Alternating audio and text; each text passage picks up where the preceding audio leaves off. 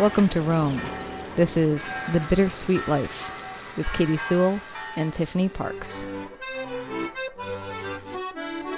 Hey there, it's Katie. Have you noticed as you listen to podcasts lately that there are a lot more ads? And sometimes those ads sound just like something that you would hear on commercial radio. They're loud. They're done by actors. They are discordant with the rest of the show that you're listening to. And sometimes an ad even interrupts the show mid-sentence. There are tons of companies who are offering to litter our episodes with ads. But time and time again, Tiffany and I have said no. I mean, the reason why is pretty basic. It's because that kind of advertising is annoying. And we want this show to be a refuge from all of that. We want this show to be a conversation as if you were having it with friends. And friends are never interrupted mid-sentence by an ad. That said, we do need to make money to keep this show on the air. If we cannot pay our bills, that's it. That will be the end of the show. And our hope is that you will appreciate this place away from all that frenetic commercial activity and show your appreciation by supporting the show with a financial contribution. $5, that's all it takes. $5 a month, less than 1 cup of coffee these days, at least if you're living in the United States. And you're going to get something for that $5 too. You're going to get bonus episodes, at least 2 a month, and soon maybe more. Online meetups, once a quarter, where you can say hello and help us record an episode. And soon you'll even be able to text us directly. And of course, you'll get a handwritten thank you note in the mail with special gifts included. That's because you're important to us. You're not just some nameless donor. You're who you are. And that matters to us. I don't just stick the $5 into a spreadsheet. I actually think, wow, this person loves the show so much they actually want to help us keep it going. And that's why I want to write to you. I think of you as a friend. And we do have a goal. It's a relatively modest one. We would love to have enough people pitch in to get us over $1,000 a month. That would really help us get on a much more solid footing than we currently are. To keep the show going with all of our other obligations in life and work, we have just got to outsource some of the weekly work. We need audio editing help. We need marketing help. But we have no budget for these things. And yet, we are hoping that you will hear the call, that you'll become part of an inner circle, a group of smart, seeking, brilliant people from all over the world who come together for this show and through this show. If we can get to over $1,000 a month consistently and actually sustain that amount for a few months, I'm going to reward you with a really fun listen. I'm going to let you hear the super secret pilot for the podcast I created that's called The X-Files. The EX-Files. If you've been a listener for some time, you might remember that I won a contest. It was kind of a Shark Tank type event to create a new podcast called The X-Files. The EX-Files. It's where 2 people who were once in a relationship and aren't anymore share their individual perspectives on what went right and what went oh so wrong, and then we edit their 2 accounts together, and we see where their memories line up and where they do not. The pilot and the very brave couple that is in it is absolutely fascinating. You will not believe some of the memories that don't line up, things that you would almost take as fundamental. And I'm going to release it once we cross that $1,000 mark, that $1,000 threshold, and maintain it for a few months. So I hope if you love this show, you will hear my appeal, become a part of our inner circle. You can visit patreon.com/The Bittersweet Life Podcast to pitch in. You can find the link in the show notes. Patreon.com/The Bittersweet Life Podcast. That's patreon.com. If it confuses you, if you have any trouble and you still want to pitch in, just send us a note and we'll help you out. All right, on to the show. $5 a month at a minimum. Of course, you can pay more if you'd like. We will be forever grateful to you. And if you contribute, I'll be writing you soon. Hello, this is The Bittersweet Life. I'm Katie Sewell. I'm Tiffany Parks. Tiffany in Rome, Katie in Seattle. And today we are going to be talking about, I don't know, I would call it an unusual article that came out in the paper from the Vatican recently about a new saint. And not only naming a new saint, a new millennial saint. A saint that was born during our lifetimes. Yeah, younger than us. Younger than us. Died in 2006 at the age of 15. And just to kind of lay the groundwork, Tiffany, I am going to read you just excerpts from an article that was written about this in the New York Times by Alexandra E. Petri. And of course, this is abridged, but it's a little bit, I wanted to give you a little bit of background about why this teenager is possibly going to become our next saint. And then we'll delve into the larger topic. All right. So Alexandra writes, Pope Francis cleared the way for an Italian teenager to become the first millennial saint by attributing a second miracle to him. This just happened recently. The teenager, Carlo Acutis, is often called the patron saint of the internet among Roman Catholics because of his computer skills, which he used to share his faith. He died of leukemia in 2006 when he was just 15 years old. In the months before his death, Carlo used his self-taught digital skills to create a website archiving miracles. He also enjoyed playing soccer and video games. All right, so now how do we get on to him being considered for sainthood? Well, of course, you have to consider some miracles, right? That's the only way to do it. All right, so here are the two-step miracles. In February of 2020, Pope Francis attributed the healing of a boy with a malformed pancreas to Carlo after the child came in contact with one of his shirts. Carlo was the first millennial then to be beatified or blessed by the church, which is another step on the path to sainthood. The final step is for the Pope to approve a second miracle, and this is what has just happened. According to the Vatican, the second miracle involved the recovery of a Costa Rican university student who suffered severe head trauma after falling off of her bicycle in Florence. The woman needed major brain surgery, and doctors warned survival rates were low. The woman's mother traveled to Assisi to pray for her daughter at Carlo's tomb at the Sanctuary of the Renunciation and asked for Carlo's intercession. The young woman quickly began to show signs of improvement in her breathing, mobility, and speech, the Vatican said. 10 days after the woman's mother visited Carlo's tomb, a CT scan showed the hemorrhage on the woman's brain had vanished, and she was later transferred to a rehabilitation facility. The Pope said he would convene a meeting of cardinals to consider Carlo's sainthood. The Vatican, however, did not announce a date for the formal canonization ceremony. So it's definitely a go. It's definitely happening. Well, He's going to be a saint, and we just don't know when. I mean, in this article, it's more like he's getting the cardinals together to talk about it.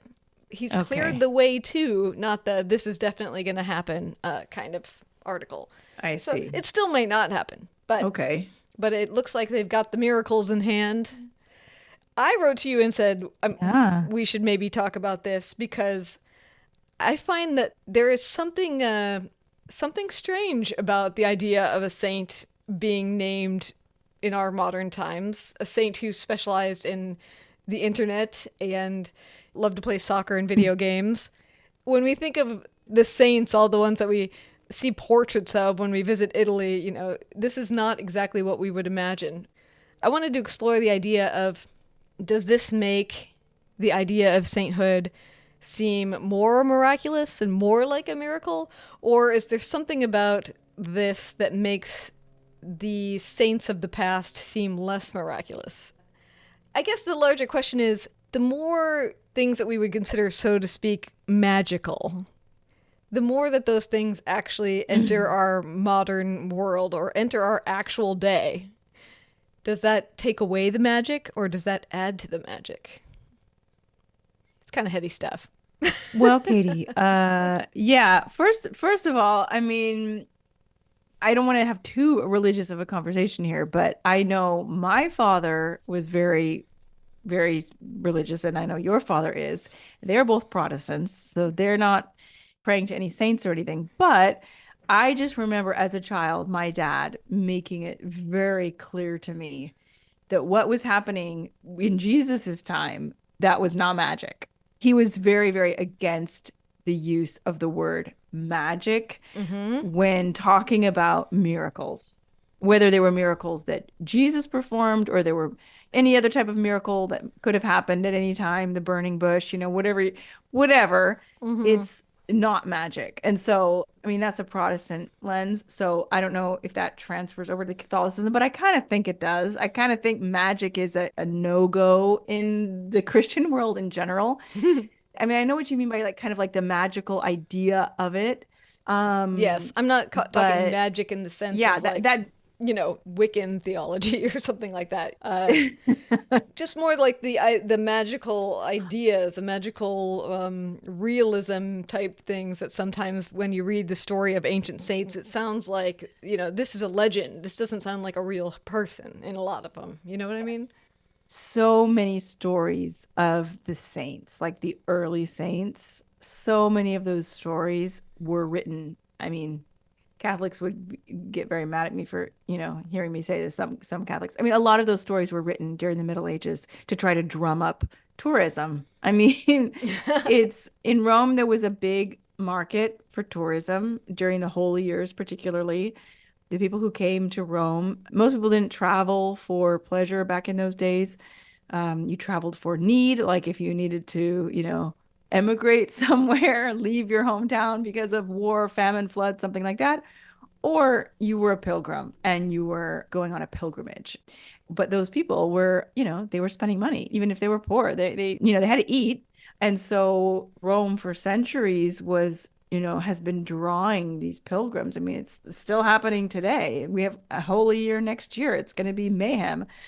But when this starts to become a thing in the late Middle Ages, the church kind of starts to come up with lots and lots of stories that, fire people's imaginations and also come up with lots of relics, Mm-hmm. People's which, ears, people's can just fingers. be, yeah, go to this church and you'll see, St. Francis's left toenail. Go to this church and you'll see this. And I mean, someone famously said, and I don't know who, or it might just be a saying, it might not be an actual quote. There are enough pieces of the true cross of Christ around the world, scattered in churches around the world to build Noah's Ark. Yeah. Like that's how many pieces of wood are out there that are claiming to be pieces of the true cross. So, as a tour guide, I always tell the stories of the saints with a grain of salt, especially like when you said, getting back to those early, early saints where it's like she had her head cut off and then she sang for 3 days until she died, her hair miraculously grew to cover her nakedness when she was being forced into prostitution. I mean, these are all actual stories of the saints. And so, they're very hard to swallow. So especially if you're talking to people who are not religious, you have to kind of give them a little bit of context and explain to them like, okay, this is what's going on. These are why these stories have become popular and why they came about to begin with. But those are the old saints, those are like 2000, nearly 2000-year-old saints. We've got a lot of people in the middle too. Mm-hmm. It's not just Saint Cecilia and Saint Agnes and then your Carlo Acutis. Like there's a lot of people happening in the middle. And Yes. there's actually a church in Rome called San Bartolomeo all'Isola, which is on the Tiber Island. And that church has all the way around it, like at every altar of every side chapel. I don't know if you've ever been in that church, but they have little displays to 20th, I don't know if it's 20th century or 21st. I think it's 20th century and maybe very early 21st century saints from all around the world. There are photographs of them and this is a piece of his jacket, this is a piece of her shoe, what have you. And I know I saw that many years ago when I was first living in Rome. And that kind of made an impression on me in the sense that to me, it doesn't seem so strange, this idea of modern saints. And I don't know if it's because I saw that church and there were like dozens of these saints, like dozens and dozens and dozens and dozens of saints. So I don't know if maybe that colors it for me in a different way than you, or just living in Rome and being like, okay, John Paul II, the Pope who I was I remember when he was, I mean, we all remember when he was alive, but like I was in St. Peter's Square the night that he died. I really feel like I have a living I never met him or anything, but like I feel like I have a living connection to John Paul II. He's a real guy. He's a real person who lived while I lived. I saw him become a saint. Yeah, he was an old guy, not a 15-year-old gamer. So it's not quite as contemporary, but still, it's like somebody whose life has overlapped with mine has become a saint. And so I don't know. I don't know that I find it as odd. Yeah. I think part of it is that, of course, I live in the United States, and I live in the United States in the West, which is the youngest part of the U.S., historically anyway, from recorded, what we think of as the beginning of the United States' history. Of course, it has plenty of history that goes on prior to, all the white settlement, etc., but we don't need to get into that. But our history seems relatively young, and I think that sometimes there is, when it comes to some of these older historical events, or especially when you're talking about like the stories of the saints, like you were talking about with the hair growing, or they lived for another 4 days after being stabbed 40 times, or whatever it is.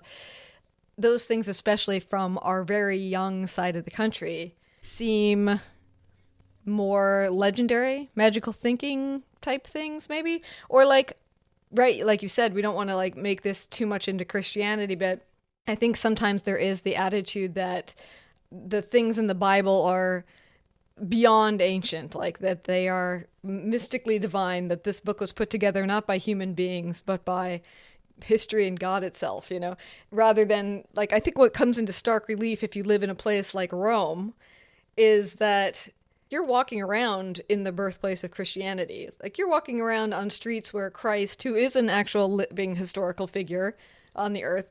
Well, Christ was never in Rome. Christ never came to Rome, but St. Peter did. Right. But St. Peter did. Right. And they were contemporaries. Right. St. Peter even in prison in Rome, right? Mm-hmm. Where he was kept is still there. So, I mean, I guess it makes it more... His tomb is there, Yeah. Yeah. It makes it more concrete. St. Peter, even if you believe very much in the Bible, also feels like a character in the Bible because he's written into parables. Mm-hmm. And so when you go to Rome and you're like, well, yes, he was written into parables, but he also was a person who actually was here, who was locked up here and is buried right there. It becomes like much more concrete. Right. And not only that, there are buildings in Rome that you can stand before today that would have been there when he was there. So it's like he could have stood in front of this very same building. It just makes it more like this is concrete to the earth. Whether or not it's been spun up into legend in some ways, in the way that the storytelling is done to make it memorable, it still is like in Rome, it is concrete. These people were actually here and this was built out of a place. It didn't come out of like a lightning bolt in the sky, if you know what I mean.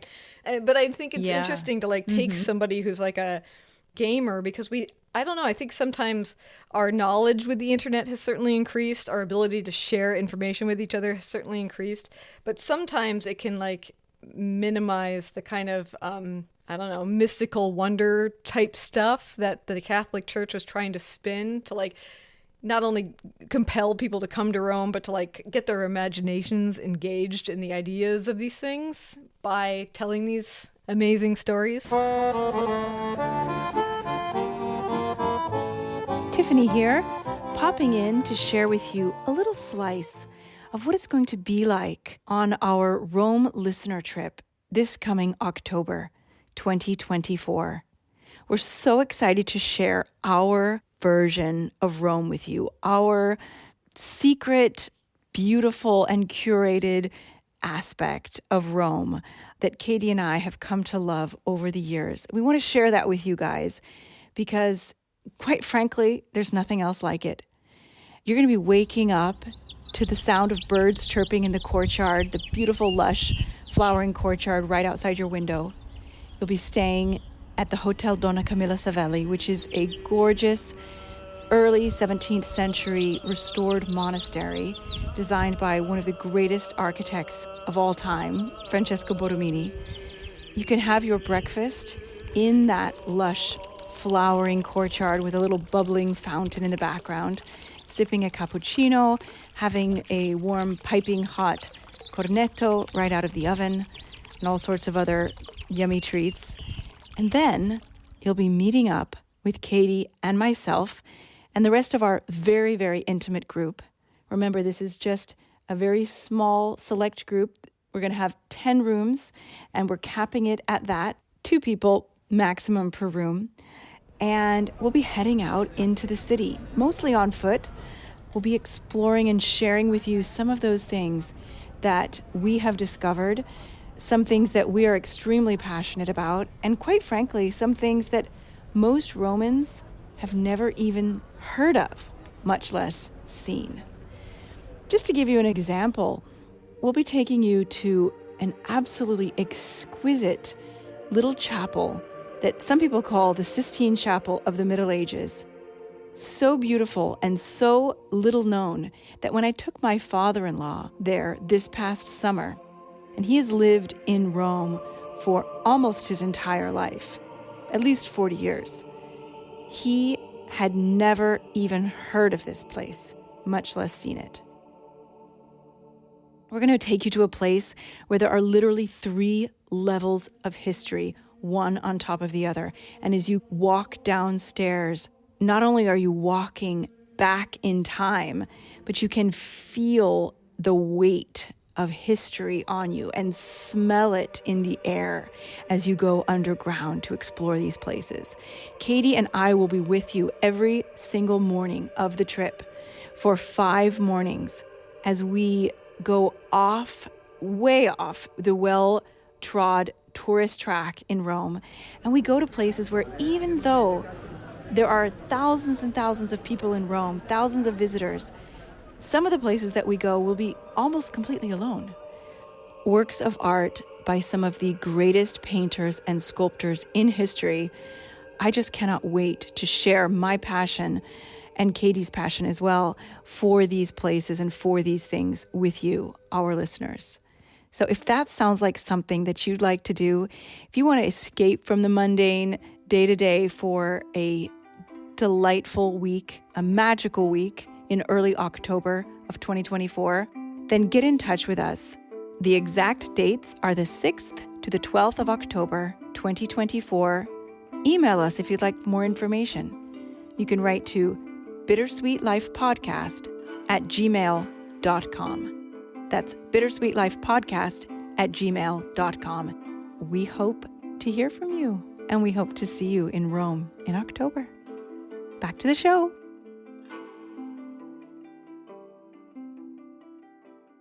I guess the question is, does having a contemporary saint, does that help to bring mysticism to the whole thing, make it more real, or does it take away? Yes. And I think you're like thinking it takes away from it. It makes it less mystical. It makes it more like to day to day. Like, this is just whatever. He was a guy. Right? I can see both ways. That's why I thought it was an interesting debate, because it could be a proof like, look, people are being healed by visiting his tomb. You know, miracles are still happening today. It could be the opposite effect. It could be like the mysticism is not only still here, it's tenfold. But I could also see how it would be like, oh, well, okay, maybe that guy over there is a saint too. You know, I mean, he's a nice guy. I love the guy that works in my grocery store. He's a saint. You know, we say that stuff. He's a saint all the time. And then you're like, well, maybe your neighbor could become a saint. It could go both ways. I think that's why it's kind of an interesting thing. And it would go either way based on whatever it is your own thinking is like, you know, whatever your own thought process is like. Mm-hmm. For sure. Is there anything that because, I mean, you have learned so much about the history of Rome in your near 20 years of living there. So much so that you could tell us the beheading story, or where the head sings for, what is that story? I can't even remember. You can tell us the story of Saint Cecilia. Yeah, Saint Cecilia singing after her head's been cut off, which I'm assuming you think is probably not what actually happened. But that you could also tell us the dates that she was killed and where exactly she's buried. And so you have like all these concrete facts laid over it all. It makes me wonder, is there anything that you kind of found magical or imaginative in your own mind that became very concrete and not imaginative and magical once you got to Rome and like learned all the facts? Yeah, I think it definitely happens because you study, like, let's say, let's say you're studying a church, let's pretend that I grew up Catholic, which I didn't. And, let's pretend that my saint name was Cecilia, and I loved Cecilia because she was the patron saint of musicians. And I really loved the story of her legend. You go to Rome, you start to study, let's say want to become a tour guide, or you're an art history major or whatever.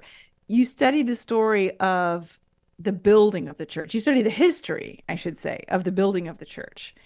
And if you're reading the right books, right? If you're really studying the well-researched, serious university level books, you're going to find that a lot of the stories are not, there's no basis to them. This is what they say, but there's, or the story doesn't even get mentioned a lot of the time. Some things will get mentioned. For example, the when they found the body of Saint Cecilia underneath a church in the year 1600, when they were renovating the church, or it might have been 1599, her body was supposedly, like, that's a word I use a lot in my tours, supposedly. Her body was supposedly uncorrupted, right? It had survived Perfect shape. Yeah. 1,400 years in perfect condition. Yeah. And so the artist who created the sculpture of the body as he saw it, as it was pulled out of the earth, he made like a vow. Like he swore an oath that what he saw was exactly how he represented her in stone. And if you go to the church, you can see right in front of the statue by Stefano Maderno of Saint Cecilia, you can see there's like a plaque with his sworn testament or sworn testimony that that's what he saw. So that is mentioned because it is a fact that he swore that. Okay, whether or not it's true, we don't know, but he did swear it, which was not something taken lightly back in those days. But when it comes to like she sang for 3 hours after her head, or 3 days in the caldarium of her private bathhouse after her head had been nearly severed, either you're gonna not see those stories at all, and there's going to be very much more like rational explanations, not just rational, but concrete explanations for things. I can't think of a good example because Saint Cecilia is not really the best example for this, but there's Right. probably an example out there of a church that has this legend behind how it was built. For example, I'm going to think of it as soon as we stop taping. I'm going to think of an example. But there's a lot of stories about, okay, this church was miraculously, or like a painting, like this painting was miraculously created supposedly by the hand of God, and they're like, but if you carbon date it, it's actually dates from the 9th century. You know what I mean? So like if you read the right books, you're going to get all of the scientific and academic facts that unfortunately will throw a little bit of cold water on the mythical stories. And so you have to either you're going to go one way or the other, which is what most people do. I feel like they're like, I'm totally into facts and I believe in science and this is what actually happened. Or they say, well, no, I mean, I believe in miracles. I believe that God can do anything. And so even if it is carbon dated to the 8th century, that doesn't mean it's actually from that time. Or there are people like me who can hold two conflicting ideas in your mind at the same time. So that's kind of how I go for it. I can see how both of these are true at the same time. Why not? I mean, that's actually kind of the school of thinking that I'm into. Yeah, we can scientifically prove some things, and we can also admit that there's a lot that we don't understand. Yeah. And I mean, even like the greatest scientific discovery today will be followed by another great scientific discovery tomorrow. Which might disprove the one of today. Right, which is why I think there's layers and layers and layers. And of course, we will not live understanding everything. And even if the human species had sorted out everything, let's say, like we just knew everything, like we had figured out how everything worked, even in our own lifetimes, like we just don't live long enough to learn everything to understand it well enough. So even if we figured it all out, that doesn't mean you and I would have figured it all out or that anybody else would have figured it all out. It would be more like composite, like we all would know our however much we were able to figure out in our own lifetimes. And so yes, I'm like you. I hold the same to be true. Like you could say it was carbon dated in the 9th century, and that's when God struck it on the earth. I don't know. Like, it was in the 9th century. He's still at work today or whatever. Making saints out of video gamers. All right. Well, I would love to hear what other people think about this idea of a millennial saint and how it affects your thinking about, I guess, the mysticism of, it's not just, I guess it is the mysticism of the Catholic Church directly, but of course we're getting at the bigger ideas of, does the more that you learn about something increase the magic or decrease the magic, I guess is the bigger question. There's a beautiful quote. It's one of my favorite quotes, Katie, that just perfectly sums up what you just were saying. Listen to this quote, Katie. Any sufficiently advanced technology is indistinguishable from magic. Interesting. Right? It's kind of mind-blowing if you start to think about it. If you start to deconstruct that phrase. Okay, are they saying that anything that we feel like is magic, there could be some technology that explains it? Mm-hmm. Okay. Or does it mean that the actual technology, like some kind of technology that is so advanced, is actually magic? And it is the magic, yeah. It is the magic, and we're just putting this label on it so that it doesn't blow our minds. Mm-hmm. Mm-hmm. Interesting. I should say who said that, just so that I don't. It's Arthur C. Clarke. Yeah, credit where credit is due, for sure. All right, well, over on the Patreon this week, for those of you who want to jump on board and support the show, bonus episodes every month, twice a month, sometimes more. Over on the Patreon for as little as $5 a month, you can join us, help keep this show healthy and running well, and answer all those appeals I've been giving you for the last few weeks. By supporting the show, help us reach our goal of sustainable $1,000 in donations every month so that we can pay our bills and expand the show a little bit. And over on the Patreon, Tiffany, I want to talk a bit about these mystical experiences, things like, well, not so much like Saint Cecilia being almost beheaded, and I've never seen anything like that. But, I would say that I've had a couple encounters with what I would consider perhaps, or at least call or think about in my own mind with an angel. And it's not a story I really tell anybody. So I thought it would be kind of fun to talk about some of those more miraculous encounters over on the Patreon. Yes. And if you have any, you're welcome to share as well. Well, I feel like everybody has at least one story, at least kind of like that, of somebody who miraculously, I didn't even think to choose that word. That just popped out. That just popped out of my mouth. But whatever, miraculously or not, that shows up in your life just when you need them. So I feel like everybody has, whether it's an angel or not, I don't know. Yes. All right. So if that sounds interesting to you, join us over at patreon.com/The Bittersweet Life podcast. There are links in the show notes, and I really do count on you to help us reach our goal. And the reward, you'll all get to hear the X-Files, the EX-Files pilot podcast, where you will hear the miraculous interchange between an ex-husband and an ex-wife and get to witness all of the things that they agree on and don't when they reflect on their relationship. It's an amazing conversation with two amazing human beings. All right. You called it miraculous. Did you realize that? Did I do it? It's now in the air. It's there. It's the floating around. It's the and I just word of want the to say day. that Yeah.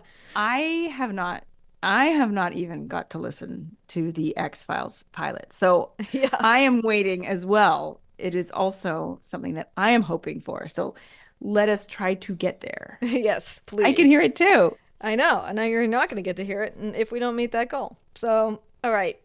We will leave it there. And until next time, this is The Bittersweet Life, a miraculous show that's been on the air for almost 10 years. I'm Katie Sewell. I'm Tiffany Parks. Join us again. Bye. Bye.